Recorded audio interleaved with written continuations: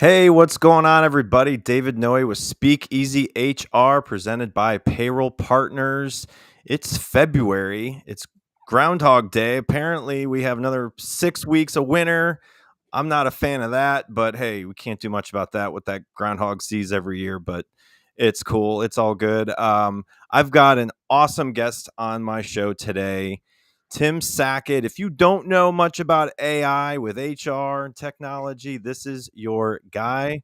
Tim, welcome, my friend. How are you? I'm great, man. Thanks for having me. Yeah, it's a pleasure, and I know we've connected over the years, and now when I asked you to come on this show, you were like, "Yeah, let's do it." So you Yeah. were excited, and just like every other guest, I kind of ask about like what's in your world, what are you seeing, and I want you to tell us all that you know about this world of AI and specifically on the recruiting side. But yeah, we'll dive into this topic.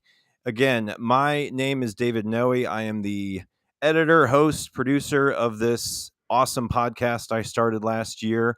And Tim, you are with a company called HRU Technical Resources. Yeah. So tell us a little bit about that. Yeah. So here's the funny thing. So the HR, everyone's like, what's HRU stand for? It's Human Resources Unlimited. So mother started the company 46 years ago. Oh, wow. And at the time, it was just called Human Resources Unlimited, right? Because that was Human Resources 45 years ago. That was that was like the cool term 45 years ago. Yeah. And then and it was all done in like staffing, and it was technical staffing, but like no one knew technical staffing then. That wasn't even a concept. Okay. Doing engineering work, and at some point started, took off, started doing a lot of technical stuff, and then none of the other kind of traditional staffing. So she was like, oh, so now we have to add technical. So literally the official name of the company, which I would tease her about constantly, Human Resources Unlimited Technical Resources. You have resources in there twice. No one does that. She's like, well, no, but no one says that. It's HRU. And so literally now, like the URL is just HRU Tech. So when someone asks me like, where do I work? I go, it's HRU Tech. And they're like, what's that? And you're like, it's technical staffing. Yeah. There you go. I I've love it. actually owned the company the last 5 years, ran the company the last 12, 13 years. So yeah, but yeah, kind of a family business. So Yeah. I tell Love it. people, like, I remember my parents got divorced when I was really young. I remember my sister and I, when my mother started this, it was after divorce. Okay. And we lived with her, and like she was the old school like staffing person, like on the phone, like writing, doing this. When my sister and I were watching like TV with no sound on, Oh my and God. then she would pay us 5 cents for every envelope that she would address it, and we would just have to lick it and stamp it.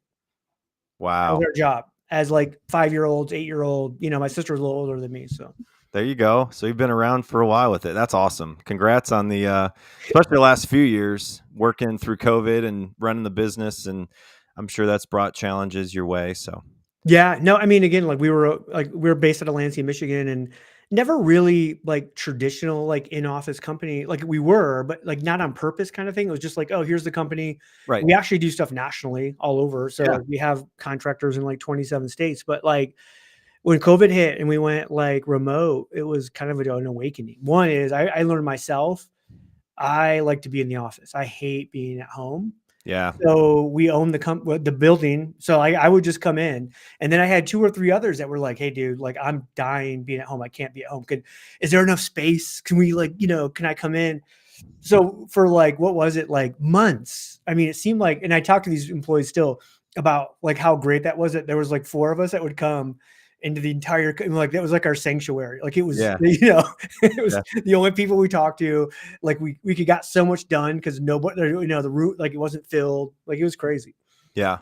That's similar to what I was dealing with in COVID. It was myself, the owner, the IT, and I had to get the mail every day. And there was a big building, just all the lights were off all the time. And I'd come in for a few hours and say hi to the few people. And so, yeah, Yeah.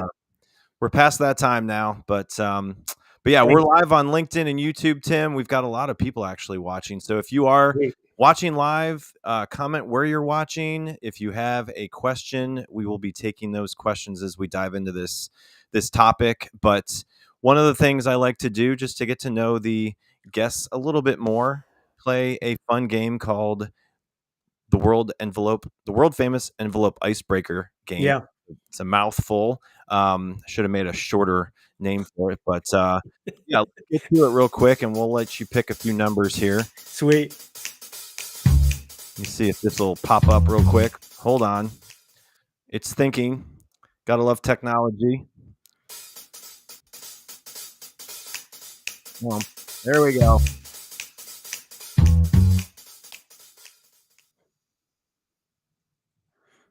Little segue. It didn't work very well. So It one. worked twice for me. So there you go. Uh-huh. It worked twice for me. It worked twice for you. Nice. I can't see that on my end. All right, 1 All through right. 15, Tim. What do you got? What's the least number picked? Or do we do more than one? We can do more than one. All right, let's do one. We'll start with number one. Number one. I don't think anyone's picked number one. I know. People are lame. Everyone picks like 7. Yeah. Oh, I love this question. You're going to Sweet. love it. You're going to love it too. Yes. Greatest rapper of all time. Oh gosh, I actually did an entire. This is the fun one. So I'll tell you my rapper, but I did an entire presentation on the rap lyrics that shaped my leadership style. What? 25 greatest rap lyrics, and I actually did it as a goof. Put it out on like LinkedIn, SlideShare, blah blah blah. Yeah. And I had a local SHRM chapter from a city actually asked me come do it, and I'm like, oh heck yeah, I'm there. I'm going to do it. Yeah. And then you show up and you realize there's like 35 white women sitting in a room that you're about to launch into 25 rap lyrics about leadership. And at that point you go, okay, now I'm in trouble. Like I'm in big trouble here from that. So I love Eminem. I would say he's my favorite. Detroit, Michigan. I'm Michigan. Clearly somebody I like, but I can go deep on the rap side. Yeah.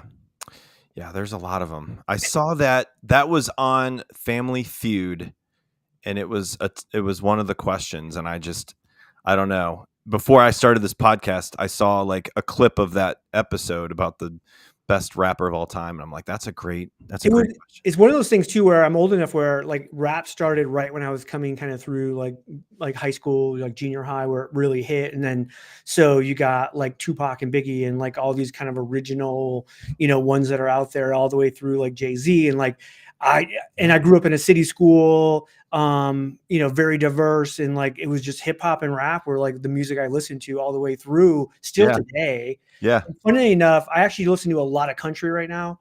And I think there's a lot of similarities to rap because it's storytelling. Yep. Which I love, Yep. So.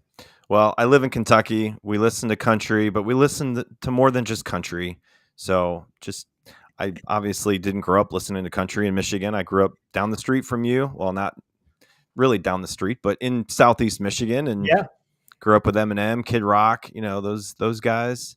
But yeah, Beastie Boys and some of the Beasties was great. Yeah. Yeah. They just, they've changed over the years, but, all right. What's one more number outside of the rapper question? I want to see what else you get. 1 through 15. Go the opposite ends. Interesting. Okay. Who's your favorite pop singer? No.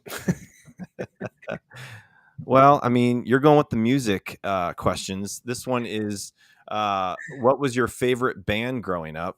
So it's got to be obviously. I hung out. Most of the kids I hung out with, like it was like the rock music, big hair era. Like so, I would have to go. Oh man, I see. It was before grunge, so it wasn't that. I want to go like maybe like Def Leppard or someone like that. Like that was the kind of music that like I think was like in the band era. Like if it wasn't rap and there was big bands, it was all rock bands. Big hair bands. Yeah. Well, I grew up, playing ice hockey actually in Michigan. So like I had this whole mix of Beastie Boys and all kinds of stuff to get ready for, getting our butts kicked against a team from Canada or something. It was like we couldn't keep up in high school with some of those kids. They're built different in Canada. Yeah. So hey, but like now that we're on the music topic, I actually went and saw Taylor Swift last year at the Eras Tour. In Detroit. Yeah. And I want a documentary made on how they keep that woman alive. Like whether you like her music or not, what Yeah. an amazing performance to be out there 3.5 hours, the costume changes, like just, I mean, and she doesn't look like someone that's like cardiovascular, like she's not ripped like an athlete, right? So Right. you're thinking Right. like, but then like in some of these like cities she would go to, like LA, it was 5 nights in a row. Yeah. I'm like, there is no possible way. Like she has to be, they have to put her in a chamber or something afterwards and like put tubes in her. Like, how do they keep her healthy and alive? I have no idea. Yeah, it's incredible. I mean, just anybody that goes around the world and tours and just does these performances is like just I mean, that's why you and I don't do it, Tim. You know, Yeah. we're And not it's one thing to like, I mean, to be able to be a world class like talent, right. but then to perform and entertain for that long too. Like it's just, it's draining. Like Yeah. I'm just like when she said, like, she's like, yeah, we're done. And I'm like, yeah, like, I mean, I've made $100 billion or whatever. I'm done. Like, okay, cool. Like good Yeah. for you. And it was amazing. Yeah. Yeah. Yeah. It's awesome. So we are live on LinkedIn and YouTube. If you have questions, it looks like the chat is open. I've got one gentleman that put in a question, so I'm going to ping this in a minute once we start getting into your topic. But before we dive into your topic, just want to bring up a little bit about payroll partners, and I'm going Did to you know play that this. Hopefully, it 1 out works. of It's 3 30 seconds. employers Let's see. make payroll errors each year? And that 37% of those mistakes are from manual data entry? This means Come on. billions of dollars are lost each year. At Payroll Partners, we eliminate those costly mistakes with award-winning HCM technology that's easy to use. Backed by a team of experts, we make payroll seamless and stress-free. We put people behind your payroll.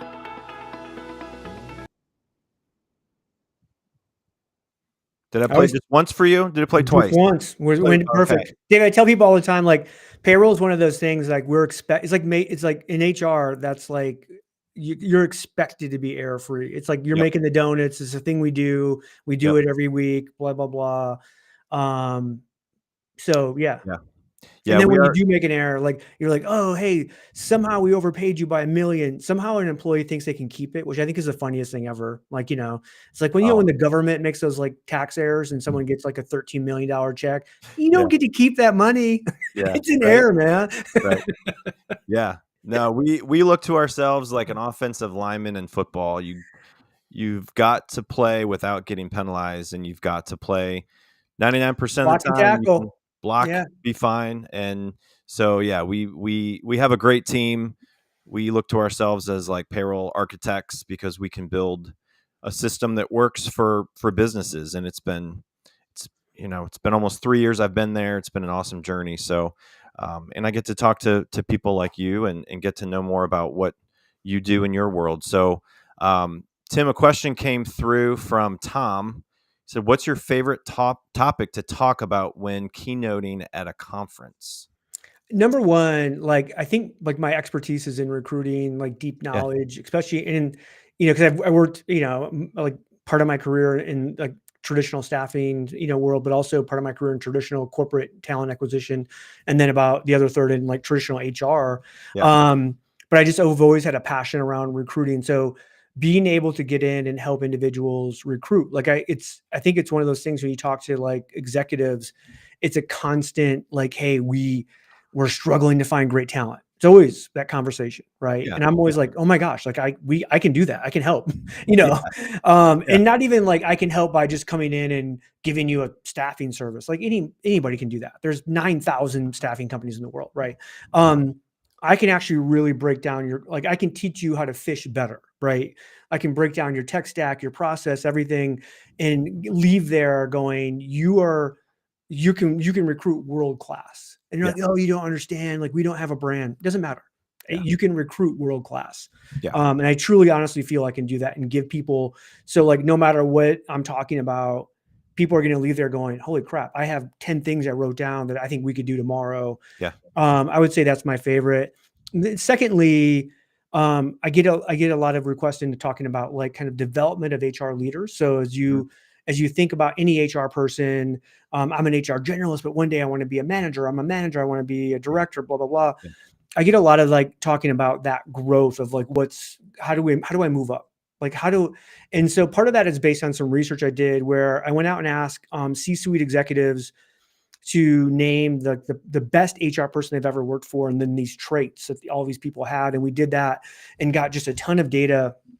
And it was fascinating to hear what they considered their best HR person versus if you would go to HR leaders and say, okay, what does it mean to be a great HR leader?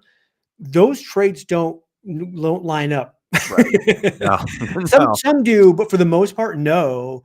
And so for me, because it was one of the things when I worked on the corporate side of HR, I constantly got executives, and I was just in unique positions where I got to travel a lot with executives. They would go, "You're unlike every HR person we've ever worked with," and they weren't saying that in a negative way. It was a positive way. Yeah. And so then I wanted because I didn't know any better. So I'm like, "Well, what do you mean? I don't understand. Like, why?" Yeah. And they were just like, "Bam, bam, bam, bam," all these things. And so it was one of those things that I became passionate around to find out, like, well, why do I think differently than that? And part of it was I didn't come out of a traditional HR background. I came out of a business background. Right. And so for me, it was just more thinking of that. And then went out and got all the certifications and the education, got my master's in HR and SHRM certified and blah, blah, blah. And so I got the educational expertise, but I had come out of a different world. I didn't come out of traditional HR, you know? Yeah. Yeah. Yeah. Everyone's path in HR is different, you know? Tom added, he said, I did a short 10-minute presentation titled Top 10 Networking Tips Based on 80s One-Hit Wonder Song Titles.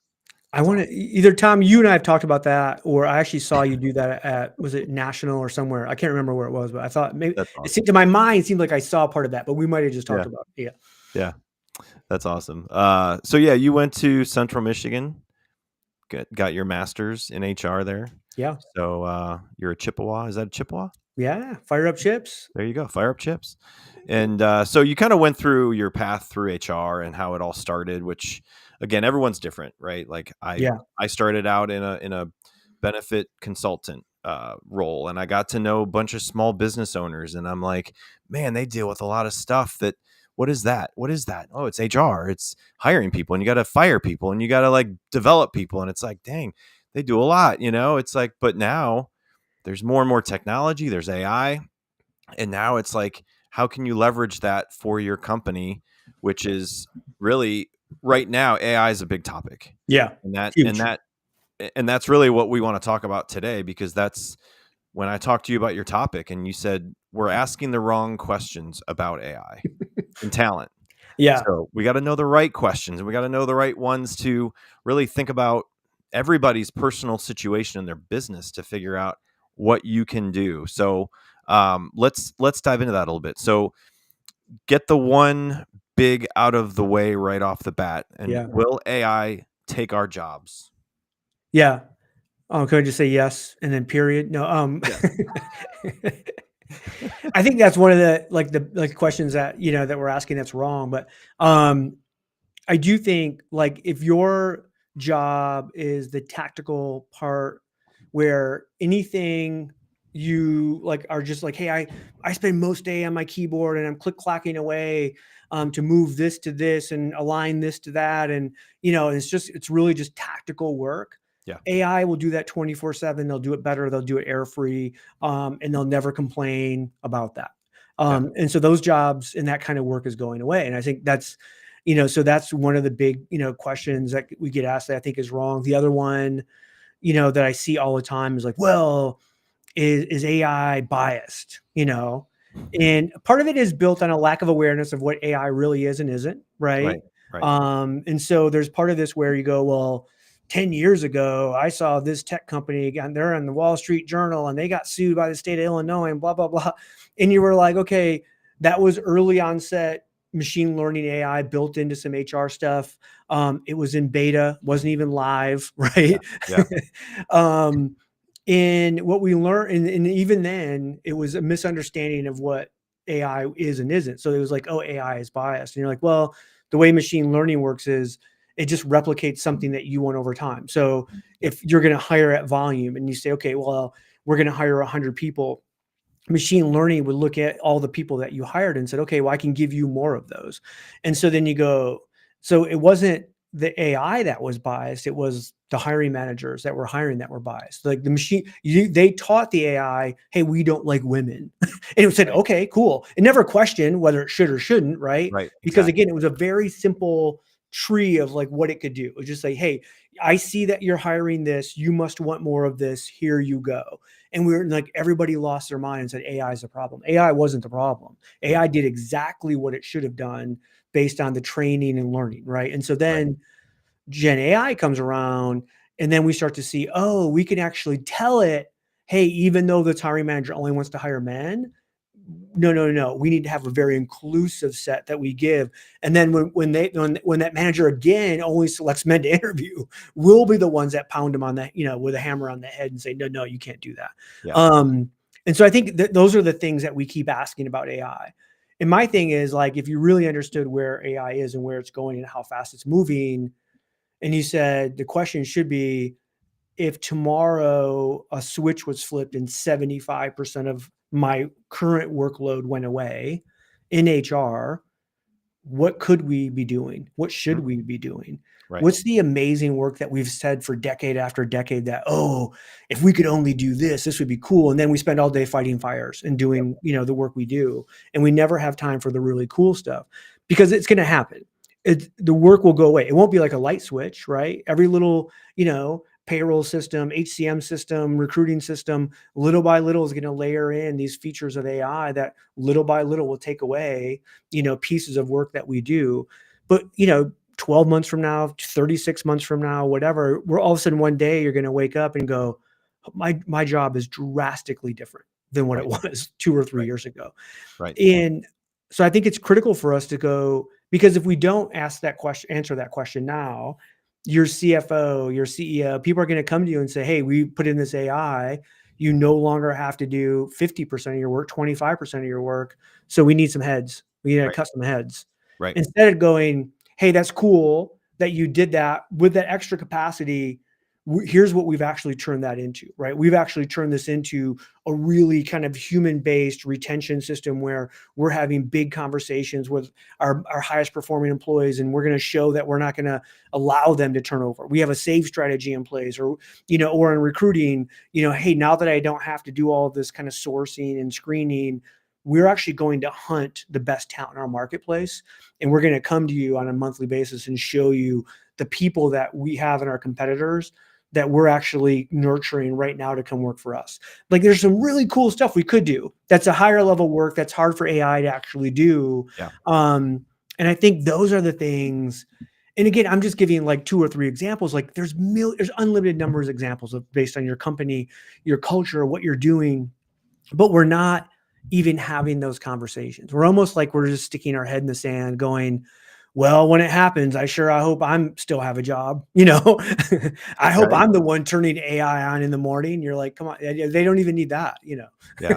Someone told me that has been studying AI for 18 years. She said jobs that are available in 2030, 85% of those jobs haven't even been created yet. For sure. That's every technical revolution is like that. And it's just like mind boggling to think. I mean, it's 2025. Yeah. So in 5 years, so if someone's watching and they're 25 years old, you're going to turn 30, and the jobs right now that are available, you're going to have a whole heck of a lot more opportunities just in the tech world. It's crazy. David, like you'll love this on the benefit side, especially, right? It's like I was speaking to a group of CHROs late last year, and I told them, I said, do you agree with this statement that you don't care about the health of your employees? 100% said, no, we definitely care about the health of our employees. And Right. like, so tell me one active thing you've done to actually help your employees to become more healthy. And then all of a sudden there's a struggle. It's like, oh, well, we have this benefit that like, well, yeah. But no, if you truly cared about the physical and mental wellness of your employees, Right. what could you do? Yeah. And then and if you like take away the barriers that we have today and the work that we have today, like you're like all of a sudden you're like, oh, well, I could hold a lunch, yoga or a mindfulness, or we could do these things. And, we could actually, like get out and actually meet and coach, our employees that are struggling with obesity and blah, blah, blah. And like, there's so many things, right? We could actually design an insurance program that actually rewarded people for healthy behaviors and, Yep. and all these things. Right. And like, I go back to, there was an example like 15 years ago of a company, and it went all the way to the Supreme Court, and the company won, which is, if you smoke cigarettes, you can't work here. And if we catch you smoking cigarettes, if you test positive for tobacco, we're going to fire you. We won't hire you, one, because you have to do pre-employment testing, and we're going to periodically test you throughout. And because they said, look, it's making our insurance skyrocket. It's making you unhealthy, Yep. right? Yep. And we care about you. We actually care about your health as an employee. So we're not going to allow it. People lost their minds, freedom of choice and blah, blah, blah. And I'm like, okay, so if your employee was sitting at their desk with a gun in their mouth, do you think that's freedom of choice? Or should you do something? What's the difference between the gun and the cigarette? One just kills you faster than the other, right? And it's like one of those things is like, we have to change the dynamic around how we think about HR and the things we could do. Right. And when you start to like uncap that, like, and then CHROs, like we had amazing conversation the rest of the day. Like you were just like, holy crap. Like there's so many things we could do. And then the reality is like, well, is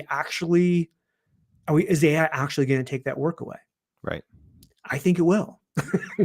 I just, for me, using the technology available when it comes to recruiting, I just want to help my organization, and I'm sure everybody else, hire better people, hire the right people. You don't have a crystal ball. You can't determine if someone's going to stay for 3-5 years. Everyone job hops, and they leave because of bad bosses, and they leave because of no opportunities. So, can you predict better if someone's going to work out? Probably. There's a lot of tools out there to do that beyond just doing an interview with somebody. But if AI is going to transform the way HR and businesses operate, there's going to be a lot more opportunity than's available today. Like, when the World Wide Web came out, and everyone's like, "Oh my gosh, this is going to take our jobs away," and look what happened. More jobs. Yeah. So there's only two things that actually hold an employee to a company that are measurable, right? One is, do you overpay the employees? Are you pay leader in the market where they want to work? Right. If you do that, you're going to have very high tenure, low turnover. The other one is, do you have a best friend at work? It's the one thing that Gallup got right in 2 decades, 3 decades. And so I always ask like heads of HR, I'm like, which one can you control? Yeah. And they're like, Exactly. well, I can like none of those. Like my CFO tells us how much we pay, and I can't like make someone have a best friend. I'm like, are you sure? Like, and then I go, how did you find your best friend? Who's your best friend? It comes in their head. Do you remember the moment you met them? And did you go, oh my God, they're going to be my best friend? No, you didn't. You didn't know that. No. I said, so we're in this unique position where we can actually create moments where you're going to meet other people in your company. Do I know that's going to be a best friend? I don't, but I know if I create enough moments, the potential for you to create a best friend becomes very high. Yeah. And so again, stop thinking like a traditional HR person and think like a futurist, and start connecting the dots. What's going to keep people here? What can I do about that? And then go do it. Like, I don't know. Like, I don't, it's like, to me, it's some of this stuff is really easy to think about. Operationally, can we pull it off? I don't know. I mean, the HR people were yelling at me. They're like, oh my God, Tim, now I need to be a creator of best friends at work. Like, that's my job. Yeah. And I'm like, maybe. And to me, that sounds like an amazing job. Yeah. If I was known as the person that creates best friends, I'd be like, that's the coolest job I've ever heard of. Oh, man. A couple other questions came in that I wanted to bring up, Tim, as we talk. Former colleague of mine, thanks for watching. She said AI will be taking over a lot of the entry-level IT support desk work. I see a shift in the way IT is supplied in many businesses. One large opportunity in cybersecurity, even HR professionals are entering CS to assist with compliance and the person behind the wrongful hacking. It got clipped, but yeah, that's definitely agree with that. Yeah. Another one came in, Colin. What do you think companies that rolled back DEI will fare over the next several years with all the studies around building diverse and the positive impact on revenue. Why go against it by getting rid of DEI? Yeah. So Colin, again, this is kind of controversial, but if you go back to where all the data came around this, that DE&I creates more revenue, it was from a McKinsey study about a decade ago, and actually Harvard Business Review, they looked at 1,900 studies that tried to replicate the McKinsey numbers. 0 out of 1,900 were able to do that. So the McKinsey study was flawed, and now people understand that it was actually broken. Having a more diverse culture actually, or a more diverse company, doesn't actually drive revenue. There's no direct study that actually has proven that. I'm not saying I'm against D&I. I actually am for it. And I think, we should be more inclusive, and I think we should go out, because to me, this is all about talent. If I'm hiring from a pool of just white dudes, or I'm hiring from a pool of everybody, exponentially, I have a more chance of hiring better talent by being more inclusive. Right. So Right. To me, there's the positive side of this. We have to be, but we also have to be, very critical around kind of what this is and what this isn't. Google will go, well, there's not enough female software engineers. Google could have solved that, but you're not going to solve it at the adult learning. You have to solve that in elementary school, and they could have created STEM, all female elementary schools all the way through college. They could have flooded the market where we could have been right now, after a couple of decades of knowing this is an issue, we actually have more female software engineers than male software engineers. That easily could have happened. Why don't we do that? Again, this is a kind of an HR issue that we go, well, because our leaders go, I can't guarantee if I put that investment, that investment's all going to come back to our company. Companies are going to go out and hire. So then you go, okay, well, wait a minute. Why can't all companies come in and do this and put it in? Right. Same thing. No one can agree, and this is all private. And this is kind of the good and the bad of the capitalist society, right? Where you go, hey, we think the government and public education should actually do this. Turns out they suck at it as well, right? So this is a real dilemma. So like, if I'm an HR leader, do I want to build this kind of avenue and runway for my market, within my market, to get out into public school systems and start my own kind of white collar, trades program, whatever that might be? Yep. I think those are the things that we should be looking at, right? Yep. So the companies that eliminate DE&I, if they do it for nefarious reasons, that they just think like white people are better, that's a terrible company. They're not going to do well. Right. If they do it going, hey, I think there's a better way to spend this money to continue this process. Like, I'm also very hopeful that, think about it, if we solve DE&I, whatever the problems we think DE&I has, if we solved it, what's that next evolution? Yeah. And I have a lot of like DE&I professors that I work with that said, hey, Tim, like all this MEI, or like the merit excellence, whatever, the new thing is, right? He's like, actually, that was always the case. It wasn't about hiring less like people that were less performing, that were diverse. It was saying, hey, how do we hire as performative or better in that are diverse, right? So the merit was always a part of this. It was never not a part of this. And that was one of the things we've lost sense of. Even, I just think it was, bad marketing maybe along the way to say, hey, somehow, diversity became equated to hiring low performers. That's not what this was, right? Or should be. Yeah. So how do we become more educated about AI in HR? Yeah, great question. I always I tell people all the time, like, you should be demoing technology. You should be going out on a semi-annual basis to the technology that you use and say, hey, I want to talk about your roadmap. I want to see what you're working on. I want you to show me the newest things that we're not using. Because they're going to educate you. They're going to tell you, like, okay, we have this thing, but it's AI. We can put you in beta and you could be a tester, and, really dig in and teach you, like, well, what do you mean? Okay, so you said AI, but what kind of AI? And what I find is so many legal teams, and security teams, immediately go, we can't use AI. And then it means you're not using AI. And you're like, you're using AI every day. You're using AI in your office programs, have at Microsoft. You're using AI in your cell phones. You're already using AI. The question is, do you believe the AI that you're going to use is actually safe and productive? And, there's a risk reward kind of benefit there for it. So to me, I'm like, go out and demo, learn, understand what's out there, what's not out there. There's so many AI, advances. At the very least, go out and log into Chat GPT and ask it dumb questions. Yeah. See what Exactly. happens. Like, it's amazing, you know? Yeah. Yeah, it is. There are times where I'm like, I have a hard time, even for this show, coming up with good questions. Oh, yeah. And it's it's crazy how I just go in and I say, here's the topic, here's what we want to, you know, come up with questions to really get a good conversation together. And I don't always know the greatest questions. Like if someone asks me like, what are good interview questions for a tax job?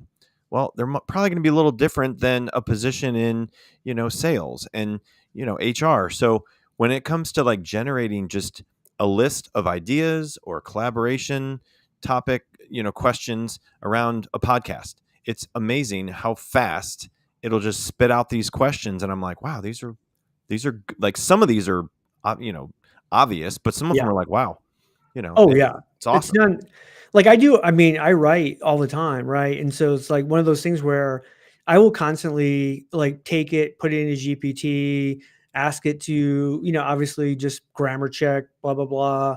Yeah. Sometimes, like, if I have something that's really verbose, like, it's like, "Oh, I just wrote something that's 1,500 words. I really need to make it 750." And I'll just say, "Shrink this to 750 without losing any kind of context or meaning." And it's shocking at how well and concise it can be, stuff like that. I saw Glenn Cathy, who's like a real good recruiter, kind of influencer out there, had the DeepSeek actually write Boolean strings to look for forklift drivers. Yeah. And it actually went through the process. It showed DeepSeek shows like how it's thinking about it and then built. He was like, is it something that I would build? Like, no. Is it something better than a normal recruiter would build? 100%. Right. So it's like, it's in between that. Hey, not quite an expert in whatever category you might be an expert in, Right. but it's better than average. So it's clearly like moving up quickly. So what are the other favorites that you have been working with for AI from a technical standpoint with what you're doing? Is there a few that you have found to be one that you go back to more and more outside of ChatGPT? I'm a big X user, so Grok becomes one that's just easy. For me, what Grok has replaced is Google search. Like, I Okay. no longer leave X. Like, somebody will say something and I'm like, oh, I don't even know what that is, or I don't know where that location is, or it sparks me to think about something else. And instead of originally, I would always just go to Google, then and Google it. And now I'll just go to Grok and ask, Grok AI that within X, and I'm like immediately have the answer that I want without leaving the platform, which I think again Hmm. is the way tech wants to design. We're going to see that within Workday, ADP. And think of any system you have. The system is going to be, how do we keep you from not leaving and get all your answers right here? Yeah. Yeah. No, that makes total sense. I was just checking the chat. Sorry. Yep. So what are we worried about in HR about AI that will be completely irrelevant in the next couple of years? I think it's the bias piece. I think Yeah. if I take a look at even where AI is today, AI is less biased than the vast majority of our hiring managers. Hmm. Because one is I can't measure the bias of a hiring manager. I don't know what their unconscious bias is. I might know some of their conscious bias just because I'm paying attention. Within AI, I can actually audit for it, and I audit for it on an hourly, daily basis and know, hey, by the way, it's actually showing a little bit of bias towards a certain school or certain industry, a certain gender, whatever. And like, it's not going to lie to me. There's no reason to do that, right? It's going to Right. tell me exactly where, if I go to a hiring manager and say, hey, by the way, I think you're a little sexist, or I think you're a little racist, immediately they're going to be defensive. No, I'm not. And even when you have data, and then what do you do? It's like, well, I kind of know you are, it's like, so I think that's the one thing that it kind of makes me chuckle when I hear people having these big conversations around bias and AI. Is bias is exponentially, or AI is exponentially less biased currently and getting less biased as we move forward than our own managers are right now. And even ourselves, like, Yeah. let's not kid, we all have our own kind of biases. And Yeah. so to me, that's one that's irrelevant. So what's realistic for HR to be prepared for in the next couple of years when it comes to AI transformation, really in the HR industry, would you say? Yeah, the realistic kind of thing, and part of this is we are a little laggard in HR to accept technology. So like I think the big HCM systems that are out there really understand that. So they want to make sure everything that gets launched it has been through a million, kind of filters and tests and everything. Yep. But realistically, anything that can be clicked on a keyboard, an agent can be trained to do perfect every single time. Think of every single process that you have, whether it's an address change, a payroll change, anything, right? Yeah. An agent is going to be doing that. And you've already seen Workday came out and said they have 4 agents already. They're ready to launch. They'll have another 4 by probably sometime mid-year of just like the highest kind of activity things they see HR people doing. So Yeah. automatically the big systems are going to have these. And then the voice agents are really, really like being launched like in fintech and marketing. So again, think of like other like functions are faster moving than we are.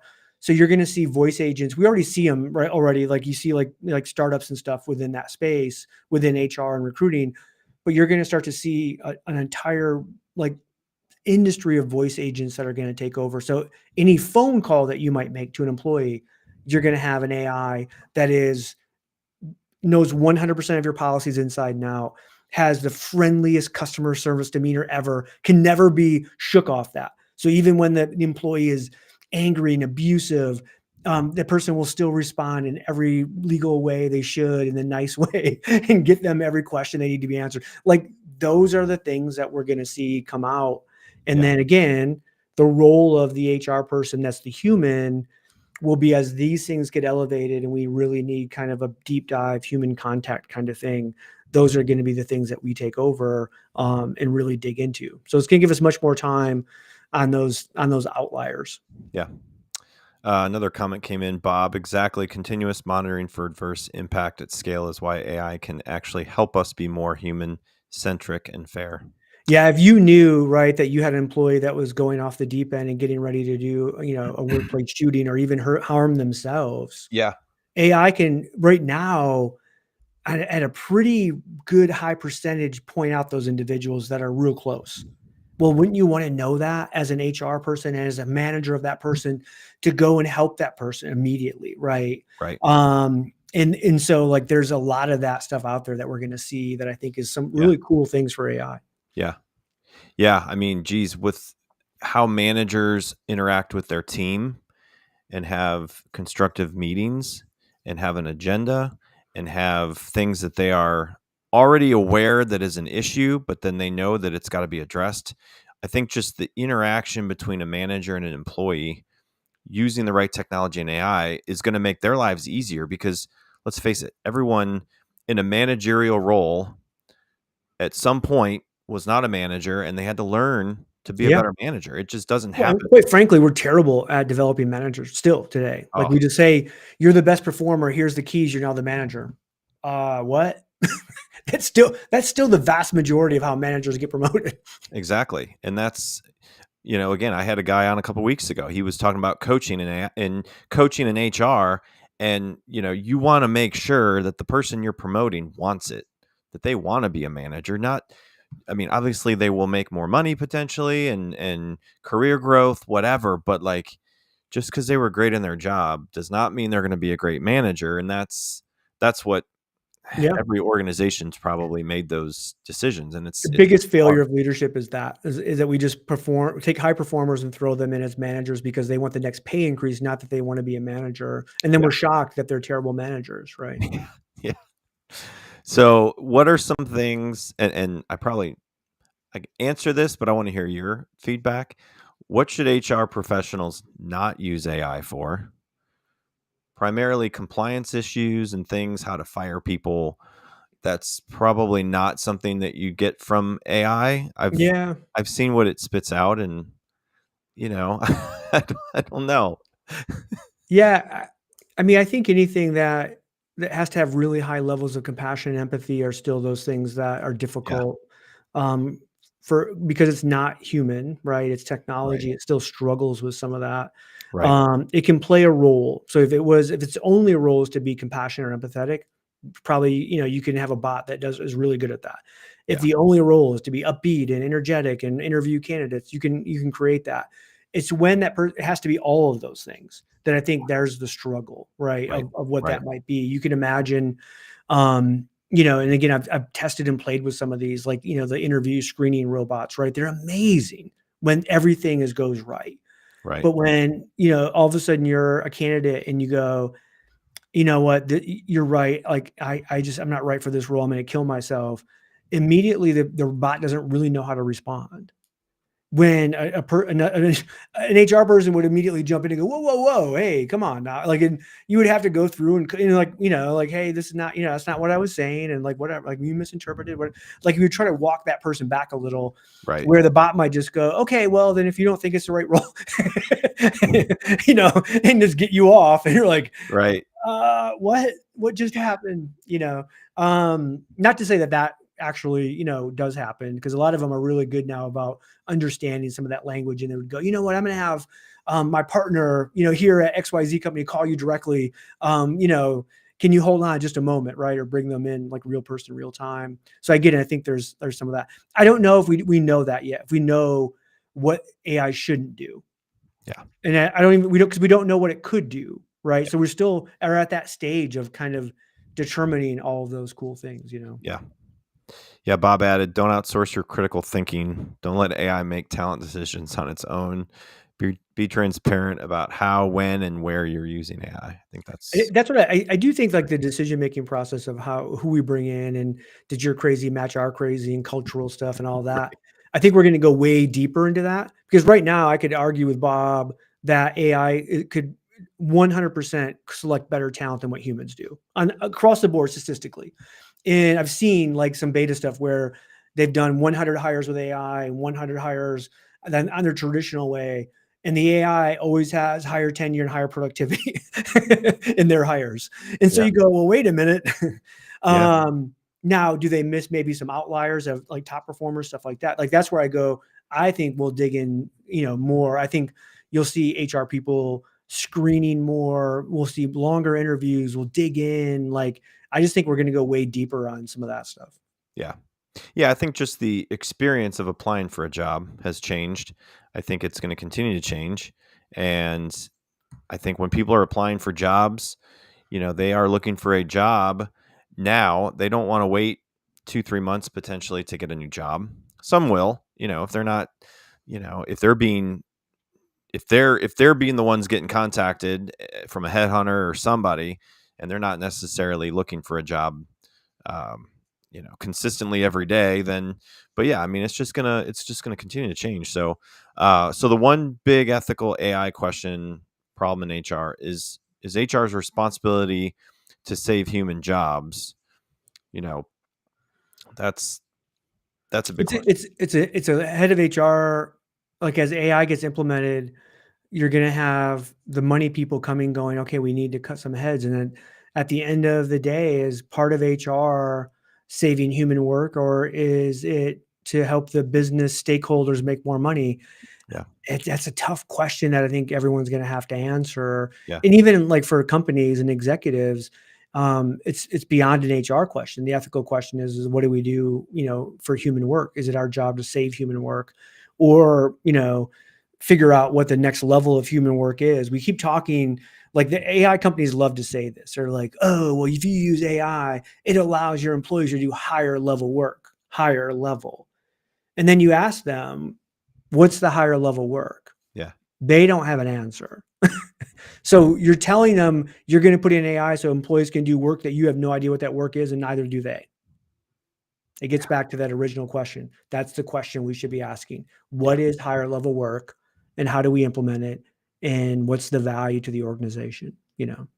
Yeah, I think the one piece of a culture and environment and HR's involvement in that, I think it's the recognition and praise that you get as a staff member from your manager, from your team. And that human element of that, really, I don't see that being replaced by AI. When someone comes up to you face to face and tells you, thank you for helping a client out, you did a great job on this project, gives you a high five, and that person's day might have just gotten way much better than it was. So just that human element of recognition. Yeah. And so if you're listening to this and you're like, oh, I want to use more AI, I want to use more AI, and I'm in HR, and I've got to build a better culture. Like, I would still do the little things, and I would still write handwritten thank you cards, and I would still do those things that are going to be personal and genuine to your team. So Yeah, I agree.